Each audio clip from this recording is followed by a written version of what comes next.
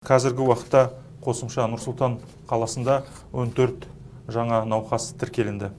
Бұл науқастар барлық карантиндік тәртіп бойынша карантинға жатқызылып, контакт болған азаматтармен бірге жұмыс жасалды. Барлық контактылар анықтауда.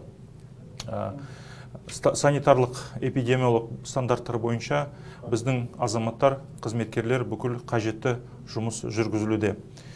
Сонымен қатар бүгіннен бастап бас санитарлық дәрігердің жаңа қаулысы күшіне кірді. Бұл жаңа қаулысы бойынша қосымша бірнеше мемлекеттермен санитарлық режим күшейтілді. Бірінші А санатқа ол бүкіл азаматтар міндетті түрде карантинға жатылатын мемлекеттердің ішінде Франция, Иран, Италия, Испания және Германия мемлекеті кіретін болады.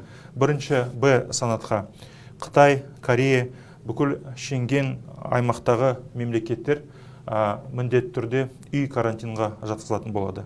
Бұрын қабылданған шешім бойынша бірінші А және бірінші Б мемлекеттерден шетел азаматтарға Қазақстанға кіру тыйым салынған.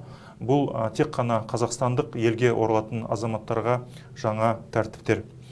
Сонымен қатар екінші категория бойынша Филиппины, Катар, Индия, Араб әмірліктері, Ұлыбритания, Азербайжан, Таиланд және Америка құрама штаттарға біздің елге оралған азаматтарға барлық медициналық мониторингке алатын болады. Бұл жұмыс ары қарай жүргізілуде.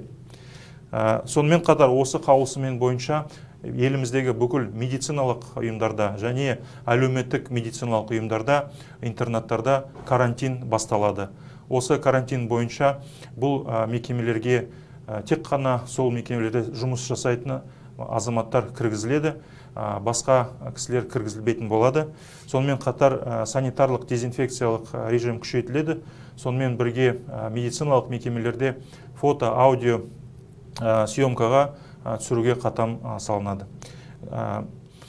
Сонымен тағы да айтатын құрметті азаматтар, барлықтарыңызға енді бұл төтенше жағдайда сабырлық сақтауға біз ұсынамыз. Бұл емделетін инфекция, емделетін диагноз қоятын, емделетін бүкіл бізде күшіміздер бар. Барлық санитарлық жұмыстар қазір қабылданып жатыр. Қажетті сұрақтар бойынша біздің арнайы колл-центр арқылы 1406 номер арқылы және біздің әлеуметтік жүйелердегі интернеттегі сайттар бойынша ақпарат алуға болады. Барлық бұрын мемлекет басшысының жариялаған нормаларды, тәртіптерді сақтауды сұраймыз.